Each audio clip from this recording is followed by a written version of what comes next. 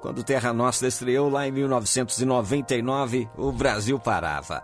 Era um tempo de internet discada, telefone fixo e famílias reunidas na sala, onde o maior compromisso do dia era descobrir o destino de Juliana e Mateu. Não existia streaming nem redes sociais.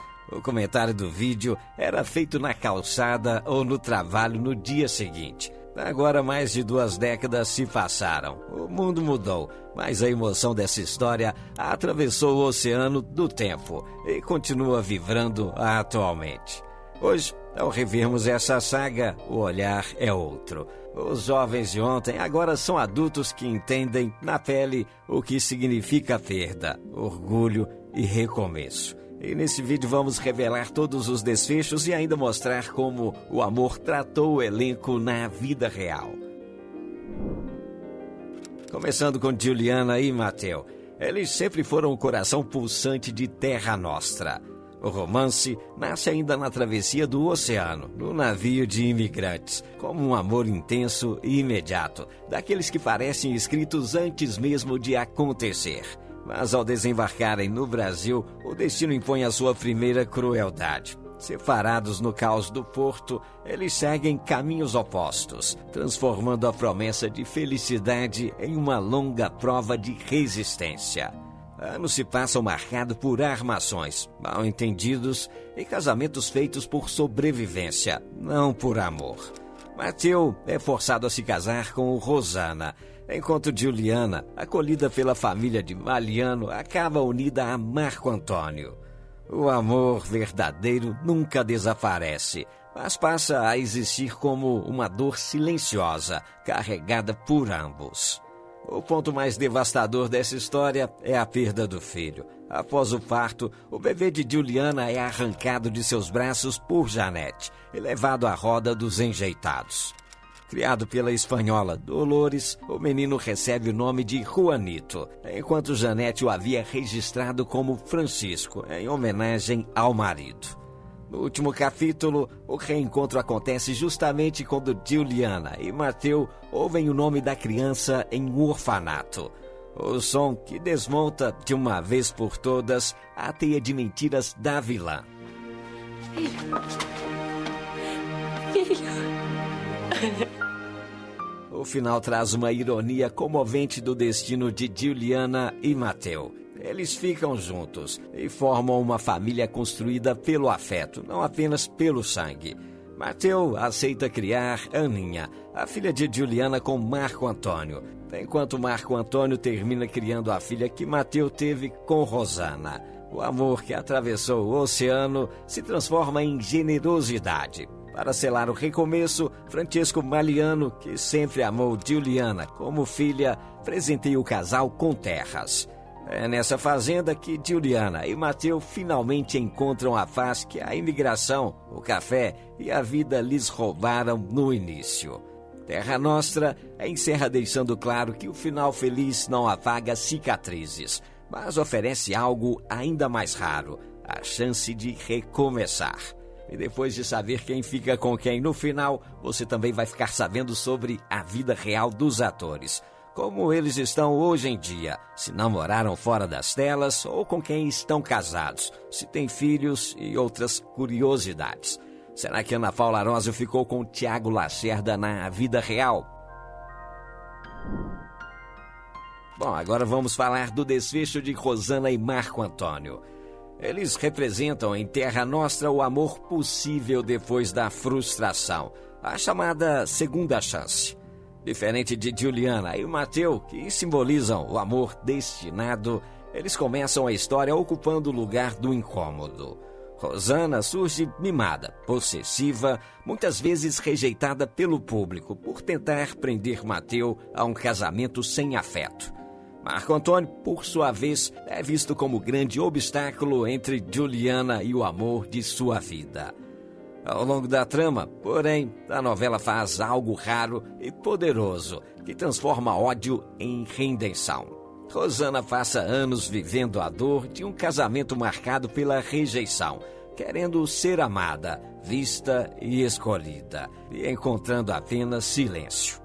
Marco Antônio carrega a frustração de amar uma mulher que nunca o amou da mesma forma.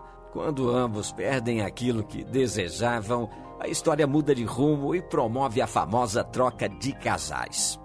Os resumos confirmam Rosana e Marco Antônio ficando juntos no final, formando um casal sólido e construindo uma família.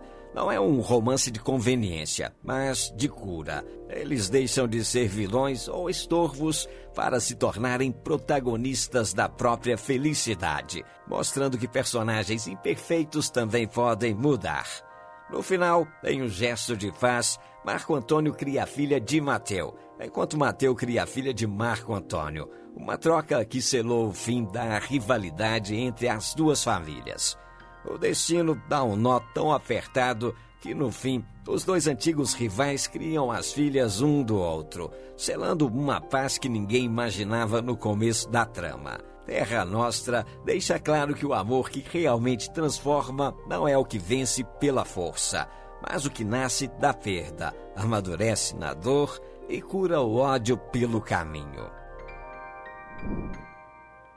Francesco e Paola formam para muitos o casal mais bonito da novela, quando a história é vista com o coração adulto. Francesco é o grande patriarca, homem de sobrenome, poder e tradição, moldado por uma vida de aparências, rigidez e um casamento que, com o tempo, se torna sufocante. Já a Paola surge como o oposto desse mundo, uma mulher simples, trabalhadora, ligada à culinária, à cultura italiana e ao valor do esforço diário. Ela não precisa gritar para ser forte. Sua firmeza está na constância. A união dos dois não é apenas amorosa, não, mas também produtiva. Ao assumir Paola, Francesco entra em um universo novo juntos. Eles investem no negócio das massas e abrem uma fábrica de macarrão, símbolo de um recomeço concreto. O amor traz vida nova, não só ao coração, mas ao trabalho e ao futuro de Francesco, que deixa para trás a frieza bancária e reencontra propósito. Esse romance ganha ainda mais peso por acontecer no início do século XX. Enfrentar Janete, romper um casamento falido e assumir publicamente uma nova mulher era um escândalo para a sociedade paulistana da época. Não foi apenas ficar com a amante, foi um ato de coragem.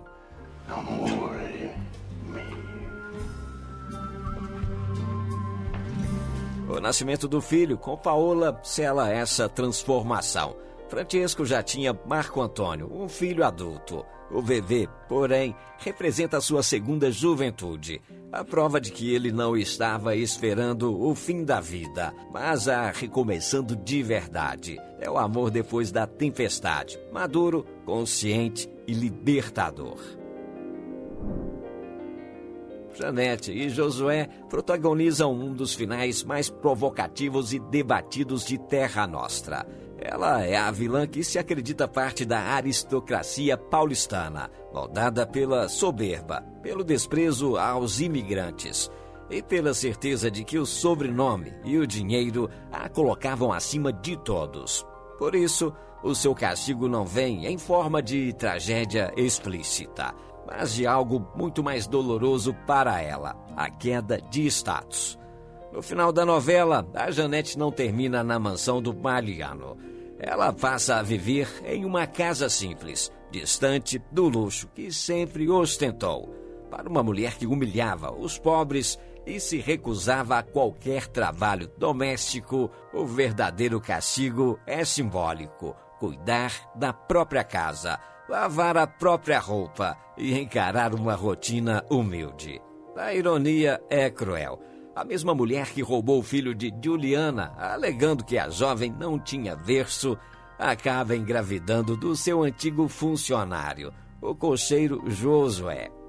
E Josué não surge como um marido submisso, não. Pelo contrário, ele é o primeiro homem que não se curva aos gritos e manipulações de Janete.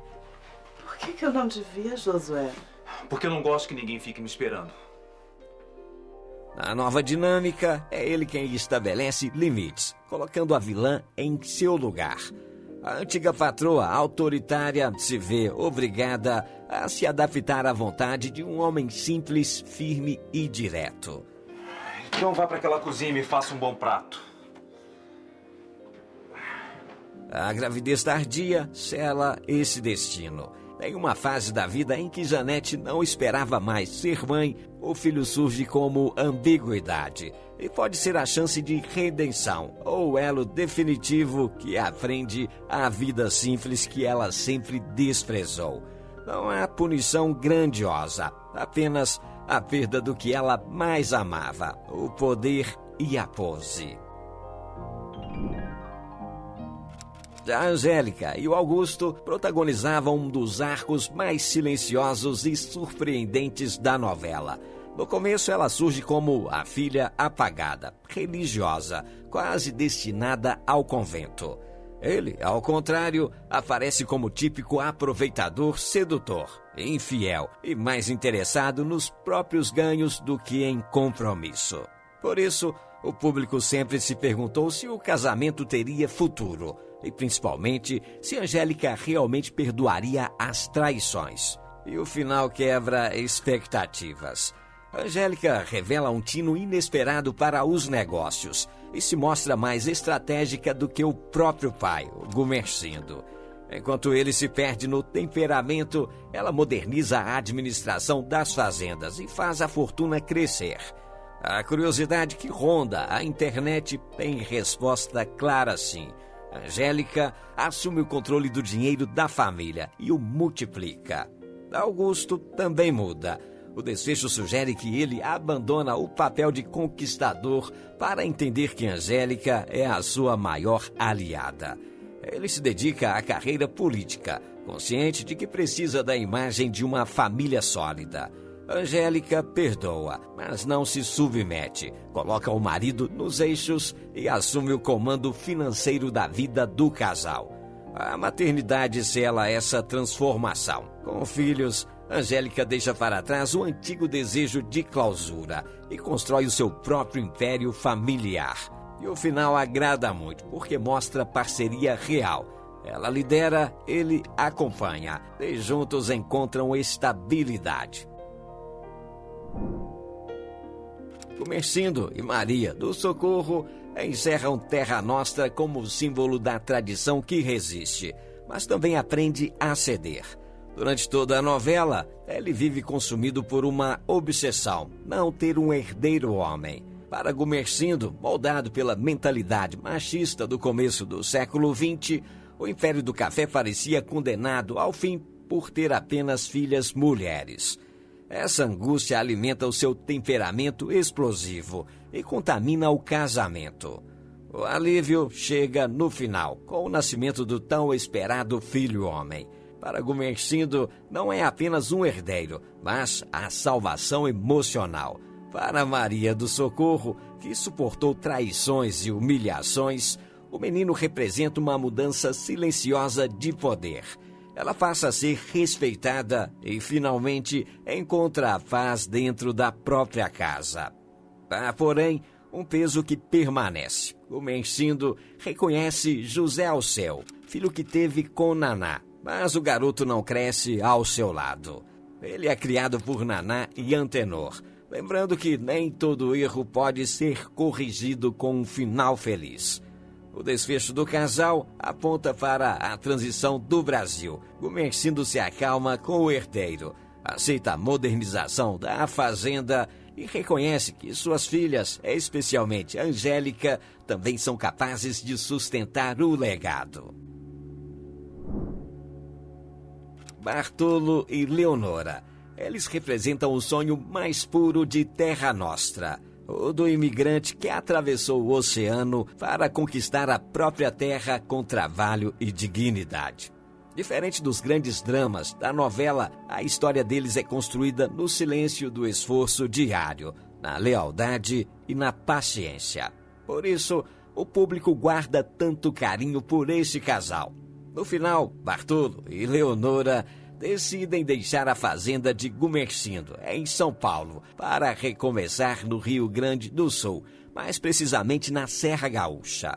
O sonho de Bartolo sempre foi produzir o próprio vinho, algo impossível como colono do café. Essa mudança simboliza a migração interna dos italianos que ajudaram a fundar as vinícolas da região, tornando-se donos do próprio destino. Eles não terminam ricos como banqueiros, mas prósperos. Levam consigo as economias acumuladas ao longo de anos de trabalho duro na fazenda Araruna para investir nas primeiras parreiras. A riqueza deles é a liberdade. Ao partirem, deixam um grande vazio na Casa Grande. Florinda, filha de Leonora, assume o lugar da mãe, mostrando que a nova geração está pronta, enquanto Bartelo e Leonora seguem juntos para construir um futuro com as próprias mãos. Hortência e Amadeu representam o lado mais leve e esperançoso da novela. Ela, de origem espanhola, não compartilha a mesma raiz italiana da maioria dos personagens. E a sua união com Amadeu simboliza o Brasil como o verdadeiro caldeirão de culturas, onde o amor nasce justamente da dificuldade de adaptação em um novo país. Amadeu é o apoio que ela encontra depois de um passado marcado por sofrimento, ao lado do antigo marido, Hernández, oferecendo acolhimento e recomeço. O final do casal acontece na pensão de Dolores, em São Paulo, espaço que sempre funcionou como ponto de encontro e refúgio emocional da trama. Ali, Hortência e Amadeu constroem uma vida simples, cercado por uma família de escolha. Sem grandes fortunas ou disputas, eles encerram a trama como símbolo de paz, união e esperança. Um verdadeiro alívio emocional em meio a tantas perdas e conflitos. Já a Florinda e o Bruno simbolizam o frescor da nova geração em Terra Nostra. Filha de Leonora, Florinda assume o lugar da mãe na Casa Grande quando os pais partem, tornando-se a pessoa de confiança na fazenda Araruna e mostrando que os filhos dos colonos também conquistaram respeito e espaço. Bruno, filho de imigrantes, é tímido, trabalhador e sonhador, representando o jovem que deseja construir o futuro com os pés no chão. O romance dos dois nasce de forma simples, sem grandes traições ou vilanias. É um amor feito de olhares, trabalho compartilhado e planos silenciosos. Diferente dos pais, eles permanecem mais tempo na fazenda, se consolidando como o casal do futuro daquelas terras. Juntos, Bruno e Florinda simbolizam a continuidade e a esperança de que após tanto sofrimento, a vida finalmente se renova. E agora eu quero te perguntar uma coisa. Você preferia que a Rosana terminasse sozinha, como punição, ou você gostou da segunda chance com o Marco Antônio? Escreva a sua resposta aqui nos comentários e participe. E a partir de agora você vai saber da vida real dos atores. Será que a Ana Paula Arósio ficou com o Thiago Lacerda fora das câmeras? Se na ficção o destino de Juliana era encontrar a felicidade na Terra, na vida real, a trajetória de Ana Paula Arósio seguiu um roteiro de total recolhimento. Considerado o rosto mais bonito do Brasil na época de Terra Nostra, a atriz tomou uma decisão que chocou o país no auge da carreira, em 2010. Ela abandonou os holofotes e escolheu o silêncio. Hoje, aos 50 anos de idade, Ana Paula Arósio vive uma realidade completamente diferente do glamour dos estúdios. Desde 2015, ela mora em uma fazenda em Swindon, no interior da Inglaterra, ao lado do marido, o cavaleiro e arquiteto Henrique Plombon Pinheiro, com quem é casada desde 2010. Sem filhos, a rotina da eterna Juliana é dedicada à criação de cavalos e à vida tranquila no campo europeu. As suas raras aparições públicas acontecem em apenas campanhas publicitárias pontuais, que instantaneamente viralizam, provando que o público nunca a esqueceu. E sobre a pergunta que muitos fãs ainda fazem até hoje, Ana Paula e Thiago Lacerda namoraram na vida real? A resposta é não. Apesar da química avassaladora que convenceu o Brasil inteiro e de uma amizade profunda nos bastidores, o romance nunca atravessou a barreira da ficção. Enquanto Matteo e Juliana lutavam para ficar juntos, na vida real, os atores seguiram caminhos totalmente distintos. Thiago Lacerda, inclusive, já revelou em entrevistas que, assim como o público, também perdeu o contato com a colega, que preferiu deixar a fama para trás para viver a sua própria história de paz, longe das câmeras e flashes.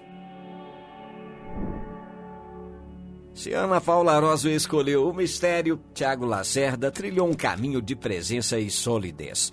O eterno Matteo de Terra Nostra consolidou-se como um dos maiores galãs da sua geração. Mas se engana quem pensa que a sua vida pessoal foi marcada por romances de novela. Diferente do seu personagem, que viveu entre amores turbulentos, Thiago Lacerda vive hoje uma história de extrema estabilidade. Ele é casado há 23 anos com a também atriz Vanessa Lois. Apesar de terem enfrentado crises pontuais ao longo das décadas, que chegaram a estampar capas de revistas, o casal provou que o exercício diário da dedicação, como ele mesmo define, foi mais forte. Juntos, eles têm 3 filhos, o Gael, a Cora e Pilar. Atualmente, o ator divide-se entre os palcos de teatro e uma vida conectada à natureza. Durante a pandemia, ele e a esposa iniciaram um projeto de produção de cerveja artesanal e cultivo de lúpulo em um sítio na região serrana do Rio de Janeiro. Se na pele de Rosana ela sofreu com um amor não correspondido, na vida real Carolina Cassin vive uma história de dar inveja a qualquer roteiro de novela. A atriz que marcou o Brasil com a sua intensidade em Terra Nostra construiu uma das trajetórias mais sólidas e discretas no meio artístico. Diferente da instabilidade da sua personagem, a Carolina Cassin celebra agora mais de 2 décadas de união com o designer e ator Maurício Greco. O casal é um exemplo de parceria e tem 2 filhos, a Cora e o Tom. Após o sucesso como a vilã que amávamos odiar, ela brilhou em diversas produções e chegou a consolidar uma carreira internacional de sucesso em Portugal. Hoje, aos 50 anos de idade, Carolina Cassin se divide entre a atuação e a sua paixão pelas artes visuais, provando que fora das telas o seu final feliz foi conquistado com equilíbrio e muita autenticidade. E antes de comentar sobre o Marcelo Anthony, eu quero te falar do nosso clube do canal. Você pode assinar e vai poder assistir aos nossos vídeos sem a interrupção dos anúncios. É apenas R$ 2,99. E você ainda colabora mantendo a nossa equipe motivada. Mas se não puder assinar, não tem problema não. Basta se inscrever que não custa nada e ainda assim você estará ajudando o nosso canal a crescer para fazermos vídeos cada vez melhores aqui no YouTube. Tá bom? Muito obrigado. E continuando com o Marcelo Anthony, o eterno Marco Antônio. Ele vive uma realidade que parece saída de um roteiro sobre novos começos. Após anos como o galã absoluto da TV brasileira, ele tomou uma decisão radical. Se mudou para Portugal com a família, em busca de segurança e qualidade de vida. Atualmente, Marcelo Anthony surpreendeu o público ao anunciar uma transição de carreira. Ele agora atua como consultor imobiliário de luxo em solo português, embora não tenha abandonado de vez a atuação. No campo pessoal, o ator vive um casamento sólido com a chefe Carolina Vilar desde 2011. Marcelo Anthony é pai de 5 filhos, o Francisco e a Stephanie, do seu antigo casamento com Mônica Torres, o Lorenzo com a atual esposa e os enteados Lucas e Luiz, que ele cria como filhos. É uma família grande e feliz. Aos 60 anos, ele demonstra que a vida, assim como em Terra Nostra, é feita de travessias e que o sucesso pode ser reinventado em qualquer lugar do mundo.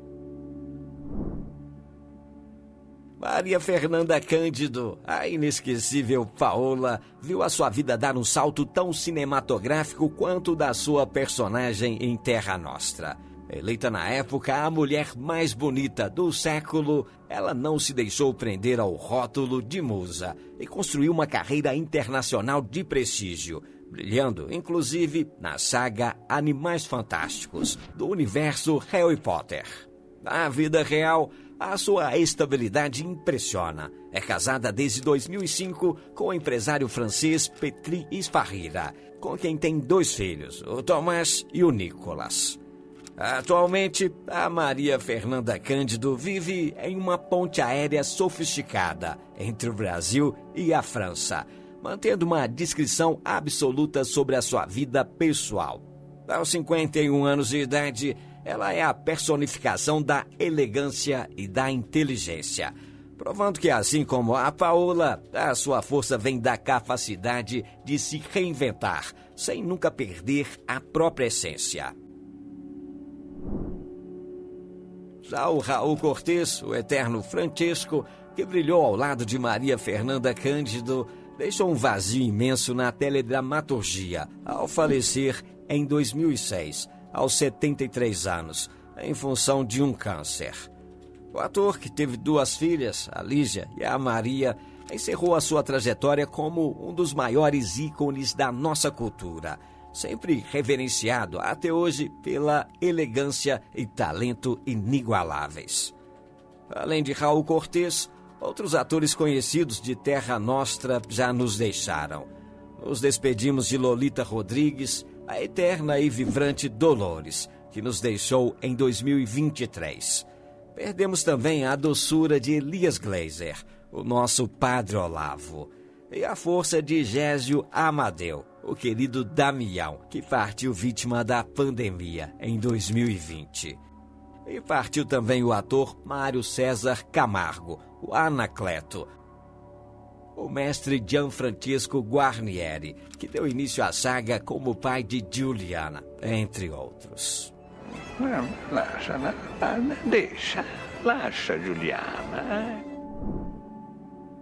No fim, Terra Nostra nos lembra de algo que vai muito além da ficção.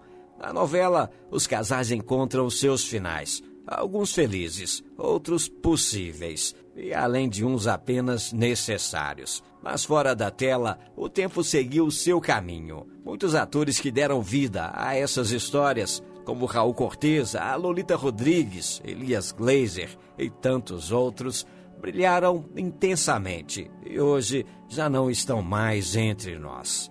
Ficaram as cenas, as falas, os olhares que atravessaram gerações. Lá já se vão mais de 25 anos. E para você ter uma ideia de como o tempo passou rápido, aquele bebê que emocionou o Brasil no final da novela, hoje já é um homem adulto. Um dos atores mais conhecidos da televisão. O Francisquinho, o filho perdido de Juliana e Mateu, foi interpretado ainda criança por Nicolas Prates, em sua estreia na TV. Na trama, o bebê é roubado por Janete, dado como morto e levado para uma instituição, até ser descoberto vivo no desfecho, provocando uma das cenas mais comoventes da história. Fora da ficção, Nicolas tinha apenas 2 anos quando participou da novela, obviamente sem guardar lembranças das gravações, mas carregando para sempre o marco de ter começado ali a sua trajetória artística. Hoje, aos 28 anos e reconhecido pelo público, Nicolas Prates construiu uma carreira sólida, protagonizou novelas de grande audiência e até já se casou. Está com Sabrina Sato desde 2023. A verdade é que a saudade aperta. Isso porque tudo passa. A juventude, a novela das 8, as noites em frente à TV. Mas a memória permanece. E enquanto lembrarmos, eles continuam vivos. Não no felizes para sempre da ficção, mas no lugar mais duradouro que existe, o coração de quem assistiu. Obrigado por reviver esse clássico com a gente. E para você, qual desses atores deixou a maior saudade? Comenta aqui embaixo, diga a cidade de onde você está assistindo esse vídeo e participe. Inscreva-se aqui no Quem e não esquece de deixar o seu like, ok? Eu vou deixar outro vídeo para você aqui nos cards, que é sobre alguns casais que estão juntos há muito tempo. Basta clicar aqui nesse vídeo que você vai conhecer alguns casais da vida real que encontraram a felicidade no amor. Qual será o segredo deles? É um vídeo super interessante, vale a pena ver. Eu vou ficando por aqui. Mais uma vez o meu muito obrigado e até o nosso próximo vídeo.